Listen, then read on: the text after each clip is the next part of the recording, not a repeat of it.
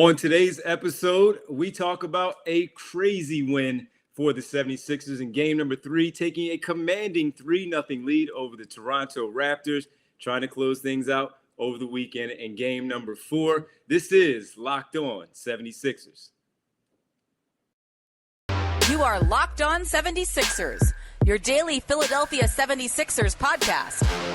Part of the Locked On Podcast Network, your team every day.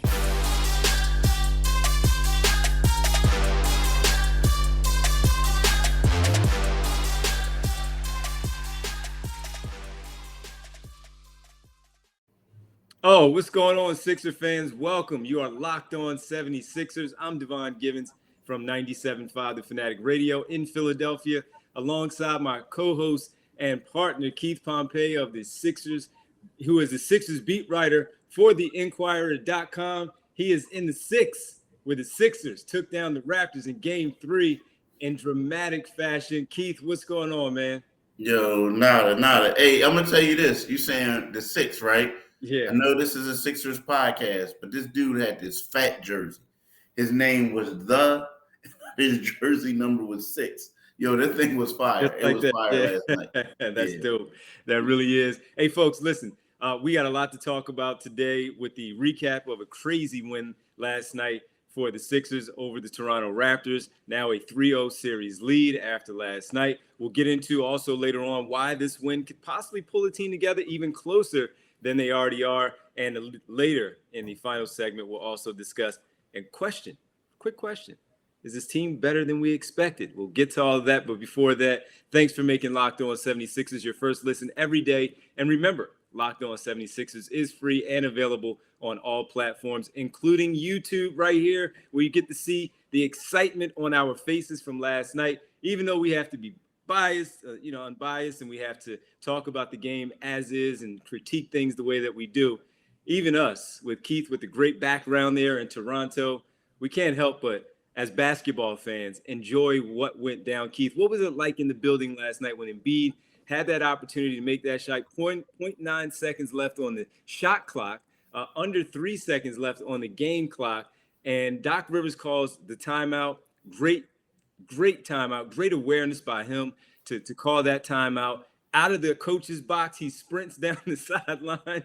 I'm surprised they didn't call anything on him for going all the way down to where Nick Nurse was to get that timeout to go through. But for us who weren't in the building, we were watching it on television, listening on the radio side. For me at the Fanatic, what was it like in that moment to see something like that live? It was surreal, man. Like it wasn't quite. The stakes weren't as high as when Kawhi 3 years ago made that 4-bounce shot at the buzzer to beat the 76ers in game 7. It wasn't like the stakes weren't that high. Yeah. But, dude, it was the opposite effect. I mean, what I mean by that is, it came down to the game on the line. Embiid buries that 3, and it's complete silence. Yeah. Like, bang. And I'm saying to myself, like, wow. Right. Like, you couldn't believe that he made it. I mean, because like you said, everything that was on the line in regards to the time left on the shot clock, everything, that this guy turned around and fired that thing like that. Yeah. The screen was on point by Tobias. Yep. It was crazy. I mean, it was like boom. I mean, I'm talking about silence. And then 3 years ago, I couldn't hear the guys yelling at me next to me 3 years ago. So it was great. It was great for the 76ers. I'll say that. And look, man, you have to give credit to everyone. Again, starting with Doc Rivers. The play design, the play before that where he was forced to call a timeout, he had to call that timeout to settle them down, right? They were rushed. They didn't feel like they didn't know what they were doing, and they couldn't really get loose. And it also seemed like both sides got a little fatigued, right? Because of going into those extra 5 minutes, playing the way that they did. The shots were short.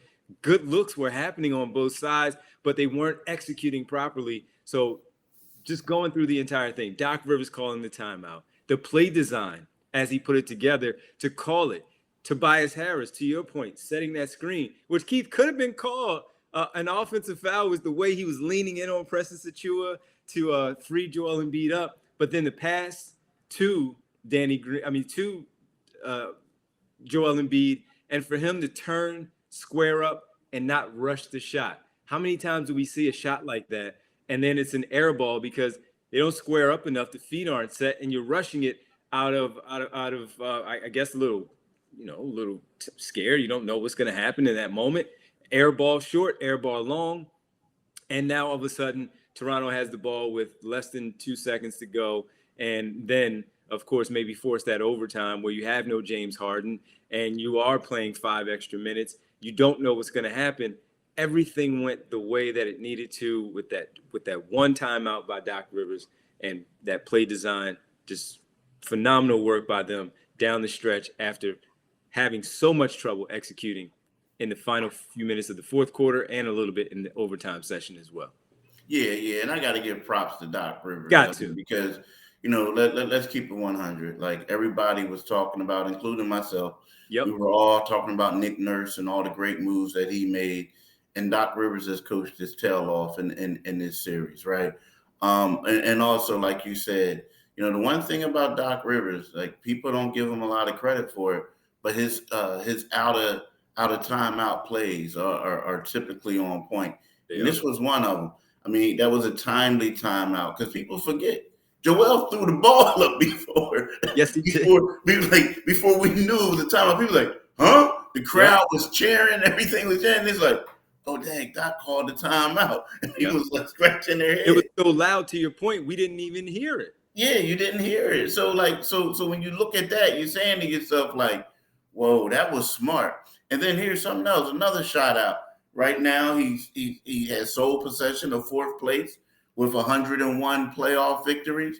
It's like, right. I mean, that was now I know people going to bring up some of his deficiencies that they feel like and some of the things he had. But look, right now, I mean, that was a heck of a game. And as Nick Nurse said, if they would have won, it would have been the series. Now they got a deep, deep hole, talking about Toronto, to get out of. So that timeout was key, and that play was key. Yeah, it's going to be tough for them to win 4 games in these last 4. They have to sweep the Sixers, and I just don't see how that's going to happen. I'm not going to say that it happens at this moment on Saturday in game number 4 on Saturday afternoon, but the Toronto and Nick Nurse, Keith, they've done everything possible to win a game and, of course, extend this series.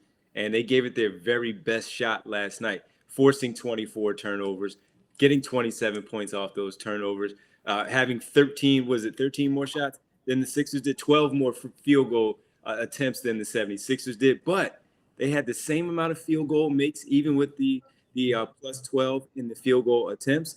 And they were also tied with the Sixers for makes behind the three-point line with 13. The difference came down to the 3 free throws that the Sixers had a plus 3, making 15 of their 20, where the Raptors made 12 of their 8. And Preston Sachua missed 2 down the stretch that would have at least given them a 1-point lead, because James Harden, he split a pair before he fouled out.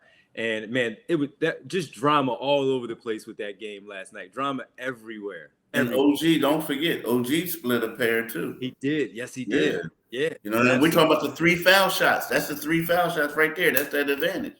100%, man. And on the offensive glass, Sixers did a decent job. It was 9-9, but it seemed worse in the moment, right? When Toronto was getting those offensive rebounds, because they made the shots when they got them for those second chance points. That's why they had a 16-9 second chance point advantage in that game last night, man. So much drama, so much intrigue in it, maybe counting them out a little bit. And I got to give James Harden credit, Keith.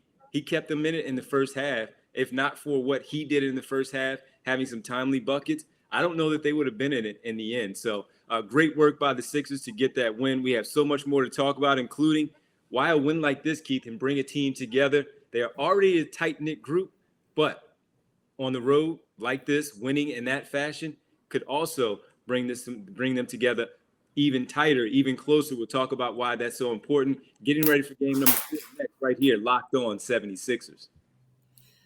Yeah, you know what? I mean, you're right. A win like this will bring a team together. But you know what else will bring people together?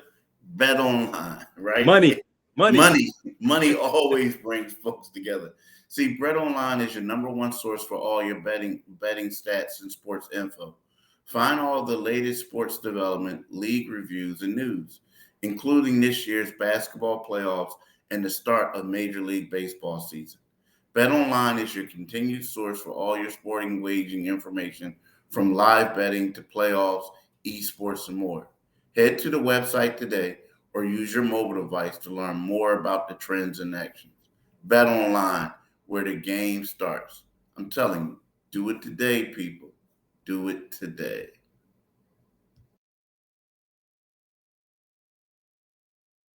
Thank you for making Locked On 76ers your first listen. For your next listen, check out the Locked On Now podcast for nightly recaps of every NBA game with analysis from our local experts. It's free and available wherever you get your podcast, whether it's the Chicago Bulls stunning the Milwaukee Bucks on the road in game 2 or the Boston Celtics taking a 2-0 lead over the Brooklyn Nets. Make sure you check out Locked On Now podcast for everything else going on around the association. Keith, a game like that, and you know this team well. I'm around them, but not as much as you, but I have a good sense of who they are, the coaching staff, the teammates as well, and how tightly knit group that they are.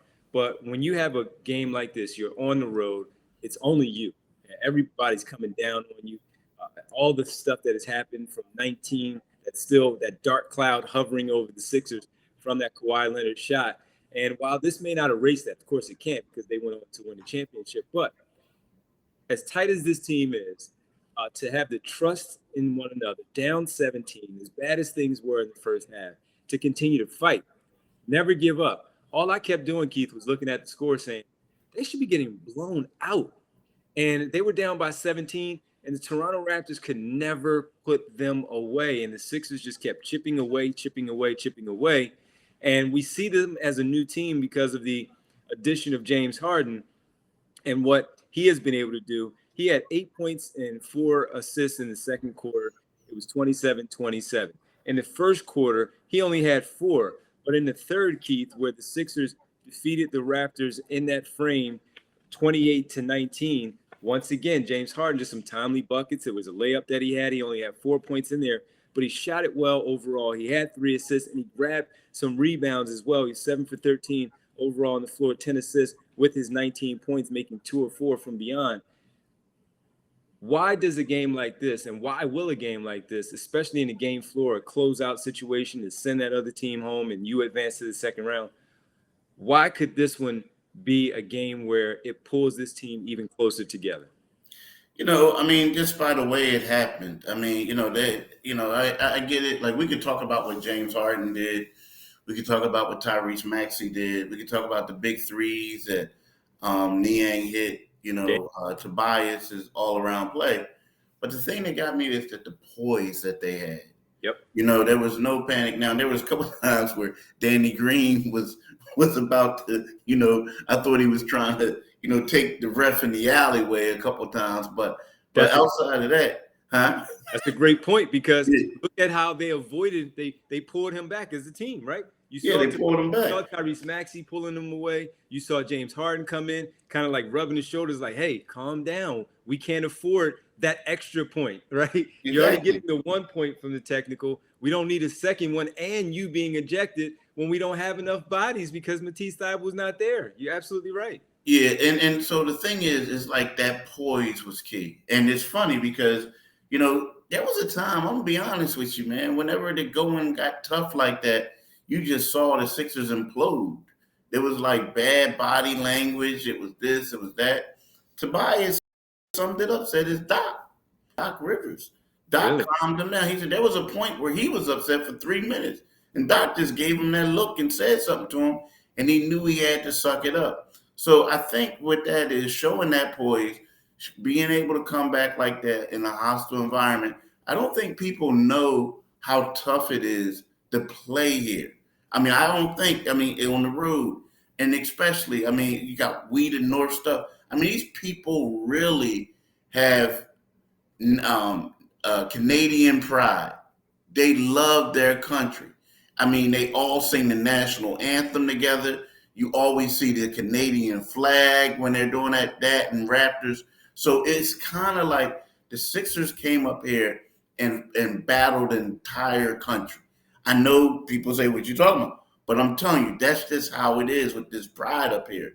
So in order for them to, and it's loud, in order for them to keep their calm and come back, man, that gives them, let them know that we're invincible, or we're invincible in the next round, or we can do this.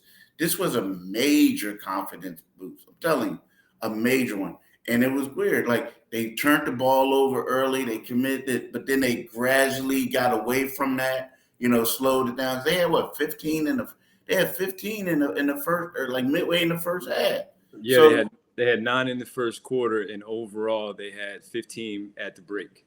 15, and like points off those 15. Yeah, but the funny part is those 15, like they had 9 in the first quarter, but then they racked up those 15, most of those 15 early in the second. The regular, they already accumulated it. So to me, when you look at it, this is one of those things where you say, and the way that they kept that poise brought them together and is going to make them tough and to beat in the playoffs if they continue to play that way. If they continue, yeah, because look, they got away from who they were in the first 2 games, and one of the things that I thought that I saw early on was they allowed themselves to get sped up. They were rushing instead of taking their time. To your point of the poise, we saw that later because they were rushing. The turnovers that you talk about, there were a lot of unforced errors. They were self-inflicted. You give credit to Toronto for their defense, but it was more of speeding them up. But we've seen them handle things much better than what they did last night. And as a result, they coughed the ball up. Toronto was able to get to 21 points in the first half off those 15 turnovers and take full advantage of that. And had it not been for all of those turnovers, and of course the points coming as a result off of that, the Sixers most certainly would have been in that game early on. And who knows how things would have changed maybe in the second half, but it played out the way that it did. But to the point of us talking about them being a tight-knit group, Keith, we know that they all genuinely like each other. And no, they don't. Only playing. and then of course to this other thing, and this cannot go unnoticed. Dealing with all of the stuff with Simmons early, right? It became just a bear. Right, you just wanted to a resolution one way or another. He's either going to be here or he's not, and they figured it out. They traded him. James Harden comes in, and he has integrated himself there with the team. And I'm not saying that they're all going out and having dinner and all that type of stuff together. I don't know that, but what I am saying is they talk glowingly about each other. And you know the other part when you say Doc just keeps them together, having that young bubbly personality of Tyrese Maxey, that joyfulness that he always has out there, and it's just so infectious. George Niang coming in and being that talker, that the unexpected one, where George Niang is a role player coming off the bench, but he's the one that has everything to say, but it brings everybody closer. And when you are going against a country like that, in a big spot like that, and everyone is against you in that building, and you find a way to still come back and win, and in that fashion, that can only help you going forward. If you have a big head because of that, that's on you. But if it doesn't pull you together, and again, see a situation where not only in the game 4 or a closeout game in general, whenever they win the 4th one to advance to the next round, this hopefully is something that can pull this team again together and maybe have them make a deeper run than we originally expected, Keith, with this basketball squad. So props to Doc Rivers for what Tobias said about keeping things together. Yeah, man. Mad props to Doc Rivers. That was impressive, man. I have to admit, that was impressive. And when Tobias said post-game, Keith, that he was so upset with himself after missing that shot at the end of regulation where he got the offensive rebound, and he short-armed it because he had 3 Raptors around him. It was a decent enough look, and he said he was upset with himself, but he had to calm down and say, It's cool. We got this. That's a veteran saying, all right, look, let's just go into this overtime and let's win this thing in the overtime session. He shot 4 for 9 for 11 points. But once again, Keith, helping out where need be, he had 12 rebounds for the Sixers, helping out Embiid, who had a game high 13. And once again, out rebounding the Raptors by 14, 46, 32. And our final one, Keith, we have to talk about is this team better than expected. They found a way to claw back and get that win last night in a tough environment. Are they better than expected as we get ready for game number 4 and a possible closeout situation? We'll do that next right here on Locked On 76ers. But I got to tell you, on a day like today, being up late after such a hard-fought game, staying up late, doing the radio show, I needed something. And I didn't go candy. I didn't go pastry. I went with my Built Bar. I've been talking about it for weeks now with you all, and I have not gotten away from it. They're very good. If you haven't tried them, you're missing out. One of the best tasting bars, and that is Built Bars. They also have the Puffs, the first ever protein-infused marshmallow. They're fluffy. They're marshmallowy. They're not just a protein bar. They are a treat. And they are covered in 100% real chocolate. They come in incredible flavors: yummy, cinnamony, churro, coconut marshmallow, banana cream pie. They're so good. How about mint brownie? Maybe you like coconut, or maybe coconut almond. You need something there with that. Or the one for the month, the new one, white chocolate cookies and cream.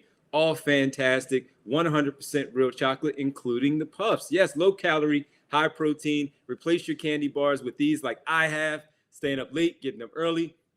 I go right to the cabinet, bang, get that Built Bar, do what I need to do. 130 calories, 4 grams of sugar, 4 net carbs, and 19 grams of protein. And that is compared to 240 calories, 330 grams of sugar, and dozens of net carbs from the candy bars. You don't need all of that. Go with the Built Bar. It's perfect for you. At Built Bar, they're all about the taste. They'll make it delicious first, then they'll figure out how to make it healthy. How about that, right? And now you look at that, you go to built.com, use promo code LOCKED15 and get 15% off your order. Use promo code LOCKED15 for 15% off at built.com. All right, Keith, a situation where they could potentially sweep a team. Yes, injuries have been a part of the game and the series for the Toronto Raptors, but the Sixers have been the better team through these 3 games. And while they seem to be outplayed in game number 3, in the end, they won.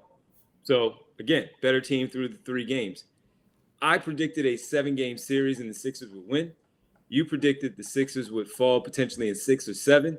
I said 6. 6, okay. Don't take me off the hook. But here we are, man. And they are on the doorstep of a potential sweep against a good team, in my opinion. And when you are 3 games ahead of a team in the standings in the Eastern Conference like they were at the end, and then, of course, playing the way things were going into the series, we saw a lot of things that could go against the 76ers, including the coaching. Yeah. Are they a better team than we expected? You know what? I think they may be. Here's the thing. You know what I think it is? I think what's going on is, like, right now, I don't know if they're a better team than we expected, but what I think is they got all their guys clicking at the right time, playing the ball. Like, when you look at this team and you see it, and you have James Harden being a distributor and doing that when we never, before he came here, most of us who lived in Philadelphia or covered the Sixers didn't know he had that in this game, right? You look at Tobias Harris, who was struggling before to find his groove. And as a second scorer, it was like people were booing, right? Now he's stepping up and he's making all these plays, and doing it defensively, role playing, scoring, the whole 9 for him. You look at Tyrese Maxey and you see his maturation. And Joel Embiid is the MVP, or he should be the MVP. So the thing is, when you have those 4 guys clicking, and then you have a guy like George Niang, who, and Danny Green playing the way they are, it's kind of like everything is clicking at the right time. So I don't know if I want to say they're better than what we expected. I just want to say that they're playing up to their potential right now. Sure. Yeah, they ended up with the second best record in the Eastern Conference behind the Miami Heat, tied with Boston and Milwaukee, but nonetheless, the second best record in the conference overall, in a tough conference that we saw play all season long. And yeah, look, man, they have guys who can take over when it calls for it. As the team was Mm-hmm. stacked, they couldn't get buckets, Keith. James Mm-hmm. Harden decides that, hey, I'm going to the basket and I'm laying these guys up. I'm Mm-hmm. getting I'm getting my step back going. And he picked his spots much, much better last night with those threes, Keith. He only took 4 last night in the flow of the game. And he was 7 for 13 as well. Now, again, those 2 missed free throws that he had, especially the one late, maybe that would have changed things a little bit more. We wouldn't have seen the dramatics of Embiid's shot to actually win it. But you can talk about where Tyrese Maxey goes off for 21 in the third quarter in game 1, 11 in the second quarter where he didn't get anything in the first quarter. And now a spot here where Harden does what he does to keep them in it. And then, of course, Joel Embiid in the end going for 20, 28 in the second half. Was it 28 in the second half? Because he is, as you said, an MVP candidate and the best player in this series. George Niang hitting timely threes. Danny Green getting rebounds at key spots on the defensive end, right? The guy can't jump outside of that dunk that he had to close out game 2, but the guy can't jump. But it's about the fundamentals. It's about fundamentals and getting the basketball, that wherewithal, that effort to go get that ball and not allow them to do what they do by getting those offensive rebounds and getting those second chance opportunities. Man, maybe you're right. Maybe this is a team that we expected them to be. We saw it a lot with their 51 wins during the regular season campaign. But to see it now playing out the way that it has, watching all of these games, dissecting it play by play, all 48 minutes, and then of course all the extra 5 minutes of the overtime session last night as well. Man, just a much better way, a way where we've seen them lose games, Keith. They're winning games that way as well. And they're doing it in the postseason when it matters. I know it's only round 1, but this is a team that was right there with them, the Toronto Raptors, who forged their way back into the conversation as the season went along. They were at the bottom. Then they moved into the top 5 and eventually ending up in the 5th seed. They're a good basketball team now. While they missed Scotty Barnes, they are still a good basketball team. That was theirs to win. The Sixers took it last night. Yeah, no, I'm gonna say this. I'm gonna be real. Like I'm gonna keep it 100. You always do. I always felt like now I do think losing Scotty Barnes is huge. I do. I always felt that Gary Trent Jr. being sick, all that benefited the Sixers. But for them to come into a hostile environment like this, knowing that role players play better at home, Chris Boucher, all these guys, like, did you notice how Chris Boucher had more heart this game? Like, Yeah. Before, I ain't saying he was timid, but he was just like, okay, get out of the way, bro. Get out of the way. This game, this dude was guarding people the entire length of the floor. It's timeouts. I don't know if you saw it on TV, but there was one time that George Niang was walking to inbounds the ball, and the whole time he was like all up in his face, like, and I'm like, yo, bro, chill. So it was that type of environment, and I know Scotty didn't play, but to come down from 17, to have your MVP take over like that, to have Tyrese Maxey step up like that, and when the game is on the line, yo, that's special, man. That's special. And again, we're talking to the guy who said that the first 2 games, they were not fortunate, but they benefited. Well, game 2, they benefited from Scotty Barnes not playing. You know what I'm saying? Yeah, and Maxey, while he finished with 19, it seemed like he had some trouble getting by guys a little bit. He was 1 for 5 from beyond last night. So if you take away those 5 attempts and that 1 make, we're looking at 7 for 13 overall from the floor. But those threes and a couple of times it seemed like he couldn't get by. them. And he took a terrible 3-point shot late in the game as well that didn't even touch rim. But to get those 4 points, Keith, in that overtime that he did with those first 2 buckets, that was key. That was big for him to, as you said, step up in that spot where James Harden had already fouled out. They did not have anyone else to bail them out in that spot. And he picked up that slack right there and got those 2 buckets for them. And Embiid had the 5 in overtime, including that game winner. What a game, man. What a finish. What a win for the 76ers. Has to be an even more morale booster for them as they have now Thursday and Friday off. We can't stress that enough with Embiid grabbing at his hand and, guys just dealing with certain little, bumps and bruises of the rigors of an 82-game season and a hard-fought 3 games so far. These 2 games are important, and they can also come down a little bit, Keith. You know how sometimes you win a game like this on such a high, now you go to the game either the next day or a day later, which would be Friday in this case.